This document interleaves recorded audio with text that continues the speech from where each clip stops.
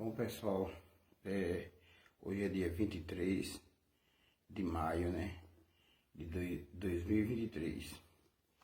Vamos começar a fazer o estudo desse livro, O Santo Graal e a Linhagem Sagrada, para que vocês possam entender o complemento, certo, para o livro Os Templários em Portugal, certo? Então vamos pular aqui a introdução e vamos direto para o livro, para a Cidade de Mistérios. No princípio de nossa pesquisa, não sabíamos exatamente o que estávamos procurando ou, naquele contexto, o que estávamos vendo. Não tínhamos teorias ou hipótese. Começamos sem a intenção de provar coisa alguma. Pelo contrário, estávamos simplesmente tentando encontrar uma explicação para um pequeno e curioso enigma do século XIX. As conclusões a que posteriormente chegamos não foram previamente postuladas. Fomos conduzidos a elas, etapas por etapas, como se as evidências que havíamos acumulado possuíssem vida própria, como se elas nos estivessem dirigindo de acordo com seus próprios desígnios.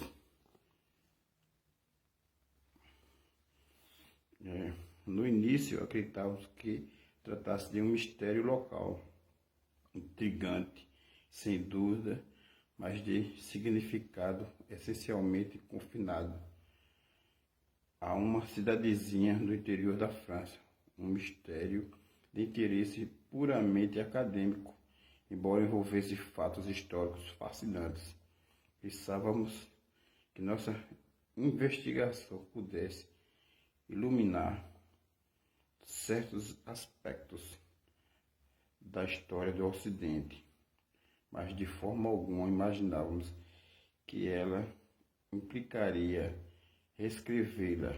Imaginávamos ainda menos que por qualquer descoberta que fizéssemos pudesse ter relevância para o mundo contemporâneo e de forma explosiva.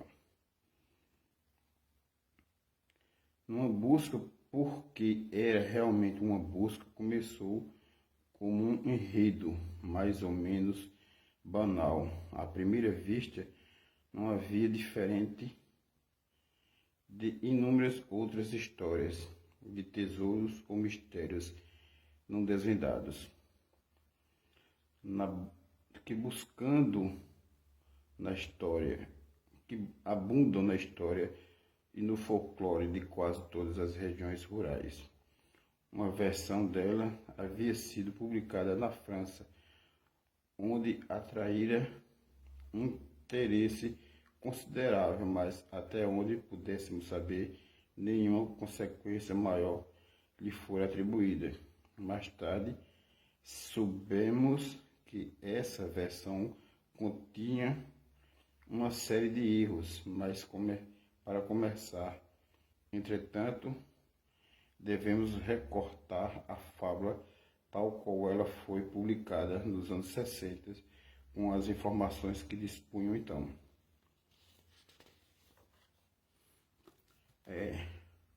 Rochelle de Laton, Peginelli Samuel, uma minúscula cidadezinha, e aí nós vamos reportar a capela de Roslin, certo, da família Saint-Éclair, uma minúscula cidadezinha francesa, Rones de Chantal, recebeu no 1º de junho de 1885 um novo pároco, Berengue Samunieri, um homem de 33 anos, robusto, atraente, enérgico e brilhante.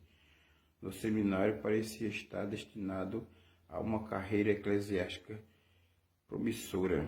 Certamente almejava algo mais importante que uma cidadezinha remota no topo de uma colina a leste dos Pirineus. Mas em algum momento ele deve ter caído no desagrado de seus superiores. Se fez alguma coisa para merecer, isso não sabemos, mas o fato é que perdeu todas as chances de promoção. Talvez para se livrarem dele, o envenenaram ou enviaram a Rennes de Château. Naquele tempo, Rennes de Château abrigava apenas 200 pessoas. Era um pequeno povoado pendurado no topo da serra, a 40 quilômetros de Carconoce. No lugar teria significado o exílio para um outro homem, uma condenação perpétua a viver em um fim de mundo, longe das amenidades urbanas da época, longe de qualquer estímulo para uma mentalidade vigorosa e questionadora. A visão de Samuel, sem dúvida, sofreu um golpe. Entretanto, houve compensações. Samuel era originário da região, pois nascera e crescera perto dali, na cidade de Montégel. Apesar de tudo, Rennes de la Châtelleraie deve ter-lhe proporcionado o conforto da familiaridade, do sentimento de estar em casa. O salário de Samuel entre 1885 a 1891 foi em francos, o equivalente a 6 libras esterlinas por ano, longe de significar opulência, mas muito mais do que esperaria para um pároco rural na França do final do século XIX. Somado às gratuidades oferecidas pelos habitantes da paróquia, tais rendimentos seriam suficientes para viver bem, sem extravagância. Samuel levou uma vida agradável e plácida durante 6 anos, caçando e pescando nas montanhas e rios de sua infância. Leu vorazmente, aperfeiçoou seu latim, aprendeu grego e embarcou nos estudos do hebraico. Uma camponesa de 18 anos chamada Marie de Mornot, sua servente e governanta, foi para ele companhia e confidente durante toda a vida. Ele visitava com frequência seu amigo Henri Boult, pároco da vizinha cidade de Rennes de Bain, sob a tutela do qual mergulhou na natureza histórica da região, uma história cujos resíduos se apresentavam constantemente ao seu poder. A poucos quilômetros e sudoeste de Rennes de Château surgia outro pico chamado Bezout, coberto pelas ruínas de uma fortaleza medieval, antiga morada dos templários, de nós templários, certo?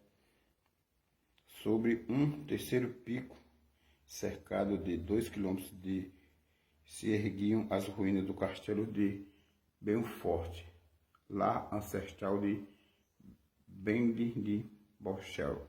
Vou ficar aqui na página 9, pessoal. Bom, pessoal, vamos ao estudo aqui do livro Santo Grau e a Linhagem Sagrada, certo? Vamos falar também sobre a Capela de Rosling, certo? Então, vou fazer durante a semana, hoje é dia 28, certo? Domingo, mas na segunda-feira é dia 29 até a sexta. E assim sucessivamente vou fazer um estudo sobre tanto esse livro, sobre os templários em Portugal e sobre o estudo da Capela do Rosling. Serão 3 livros para que vocês possam ter a ideia de como era toda a expansão financeira da linhagem sagrada, que aqui vai entrar com o Priorato de Sião, certo? A Ordem Templária, já a Ordem Templária se expandindo, inclusive por Portugal, certo? E o estudo da parte mais de tudo que tem dentro da capela do Roslin, qual o significado dele em si, certo? Para que vocês possam ter toda um estudo do que acontecia, do que nós templários vivenciamos. Então, e estudamos e mentalizamos dentro das nossas almas, e porque nós templários estamos em vários níveis mentais aqui na Terra na atualidade, porque uns estão mais vinculados à Igreja Católica, outros mais vinculados ao autopotencialização mental. Então, para que assim possamos ter um estudo aprofundado de todos os graus evolutivos de cada templário, certo? E assim, tanto a nova ordem de Cristo, como os irmãos das outras ordens templárias, como os irmãos da ordem Templários Humanitários de Cristo no Recife, possamos assim estudarmos juntos esse estudo e toda a evolução da parte mental, certo? Bom, Rosalie Chatel e Berengue Saunieri. Uma minúscula cidadezinha francesa, René de Châteauroux, recebeu no dia 1º de junho de 1885 um novo paroco, certo? Berengue Saunieri, um homem de 33 anos, robusto, atraente, enérgico e brilhante. Bom, vamos repetir que é para que possamos fazer uma avaliação de tudo, certo? No seminário parecia estar destinado a uma carreira eclesiástica promissora. Certamente almejava algo mais importante que uma cidadezinha remota no topo de uma colina, né, ao leste dos Pirineus. Os Montes Pirineus, minha gente. Os Montes Pirineus eram onde Maria Madalena, José de Arimateia, ao saírem em uma nau, essa nau era um navio, certo, do Templo de Salomão, certo, que a linhagem de Cristo tinha, vieram para essa parte da França, ao sul da França, certo, para poderem curto percurso, mas que era necessário para poderem não serem perseguidos nem pelos romanos e nem tampouco pelos cimédios, que queriam que a tribo de Benjamim, né, os descendentes de Cristo, não tivessem direito ao trono de Jerusalém. Então, aqui na frente vamos à página 9, certo? Samuel vinha querendo, havia já algum tempo, restaurar a igreja local, o edifício consagrado a Madalena, em 1059, certo? Repousava sobre fundações de uma estrutura visigótica ainda mais velha, datada do século VI. Não se admira, então, que estivesse em péssimo estado de conservação. Encorajado por seu amigo Bolt, Samuel iniciou em 1891 uma restauração modesta, utilizando uma pequena soma emprestada dos fundos municipais. Durante os trabalhos, removeu o altar-mor, uma pedra que repousava sobre duas antigas colunas visigóticas.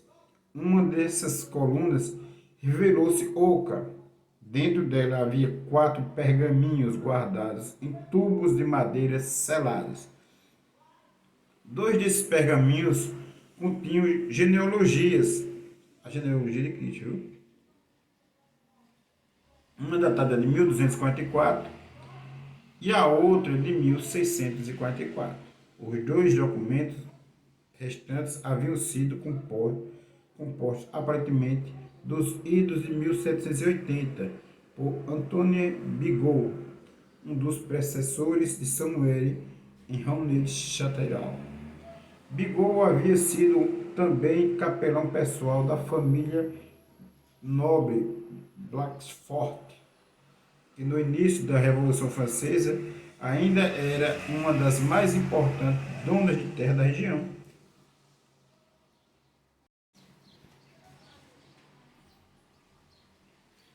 Os dois pergaminhos do tempo de Bigot eram textos virtuosos em latim extraídos do Novo Testamento, pelo menos aparentavam isso. Em um deles, no entanto, as palavras se seguiam de forma incoerente, sem espaço entre elas. Várias letras supérfluas haviam sido escritas. No segundo pergaminho, as linhas eram truncadas de forma indiscriminada e irregular, algumas no meio de uma palavra, enquanto certas letras estavam evidentemente levantadas acima das outras. Na realidade, os pergaminhos continham uma sequência de códigos e cifras, alguns deles fantasticamente complexos e imprevisíveis. Sem a chave certa, eram indecifráveis. A seguinte codificação surgiu em trabalhos franceses dedicados a Rose La Château e em dois de nossos filmes sobre o assunto, realizados na BBC. Nós falamos sobre isso, eles falaram sobre isso, né, os autores desse livro. Bom, se algumas dessas cifras eram desencorajadoras em sua complexidade, outras eram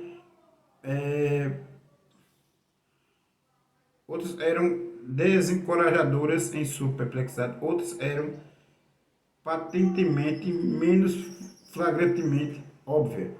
No segundo pergaminho, por exemplo, as letras levantadas quanto tomadas na sequência formavam uma mensagem coerente. A Dagobert, rei de Sion, a Citrislo e na morte. A Dagoberto, rei de Sion, pertence este tesouro, e ele está aqui morto. Bom, o texto, né, que acabamos de falar, embora essa mensagem deve ter sido compreensível para Samuel, é de se duvidar que ele possa ter decifrado os códigos mais intricados. Entretanto, ele percebeu que havia tropeçado em algo importante. Com o consentimento do prefeito da cidade, levou sua descoberta até seu superior, o bispo de Carcassonne. Não se sabe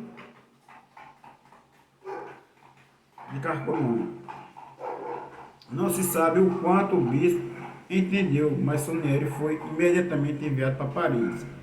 Despesas pagas pelo bispo, viu? Instruído a se apresentar a algumas autoridades eclesiásticas com o pergaminho. Entre elas estavam Abel Biel, diretor-geral do Seminário Saint-Sulpice, e seu sobrinho, Emily Holt, que naquele tempo estavam aspirando à vida religiosa, embora ainda estivesse nos seus 20 anos. Ele já havia estabelecido uma reputação intelectual impressionante, especialmente em linguística, criptografia e paleografia. A despeito de sua vocação pastoral, ele era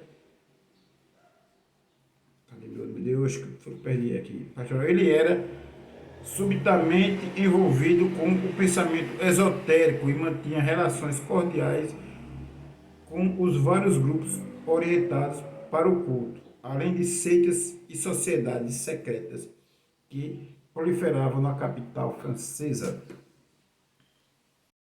Bom, este contato introduziu Salieri em um círculo cultural ilustre, certo?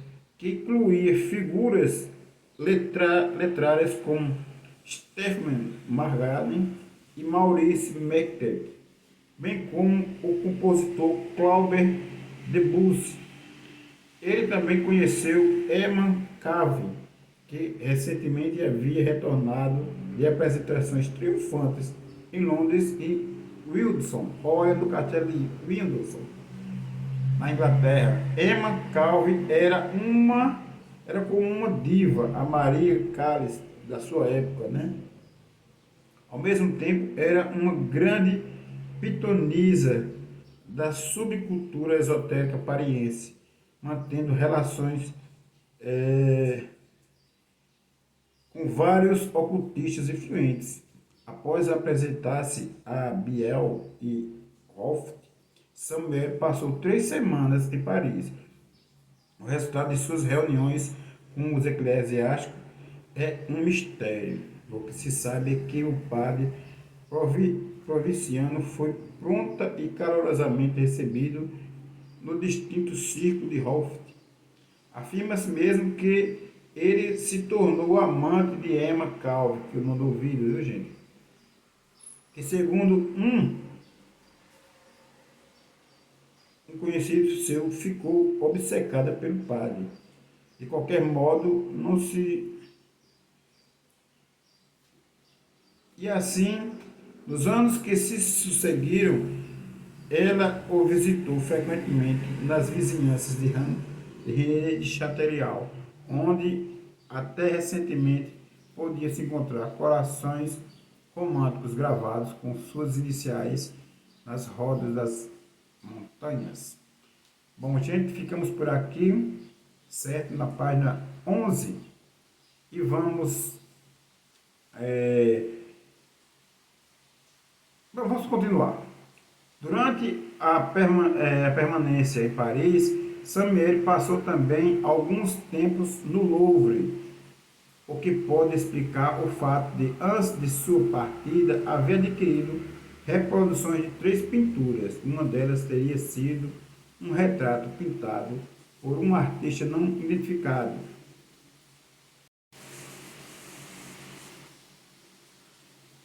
Bom, uma delas havia sido adquirida a reprodução de 3 pinturas, uma delas criada e sido um retrato pintado por um artista não identificado do Papa Clemente Celestino V, que reinou brevemente no final do século III. Outra teria sido o trabalho de Daniel Tremblay, que não se sabe se o pai ou o filho. O terceiro teria sido um quadro, talvez o mais famoso, de Nicolas Poussin, Le Bem de Arcádia, Os Pastores de Arcádia.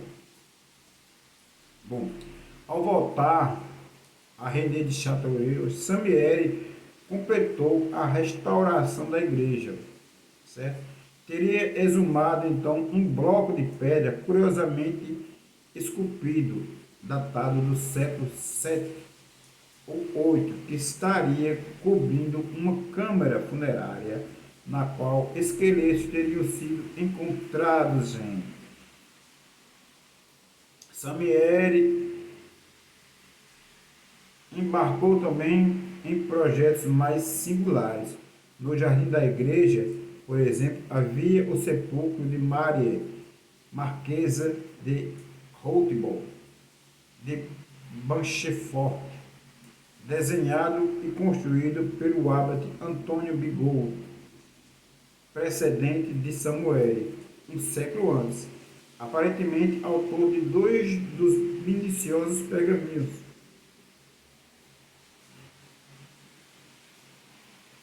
Então, as inscrições na pedra sepulcral, que incluíam vários erros deliberados de soletração e de espaço, era um anagrama perfeito para a mensagem contida nos pergaminhos referindo-se a Poussin e Tenier.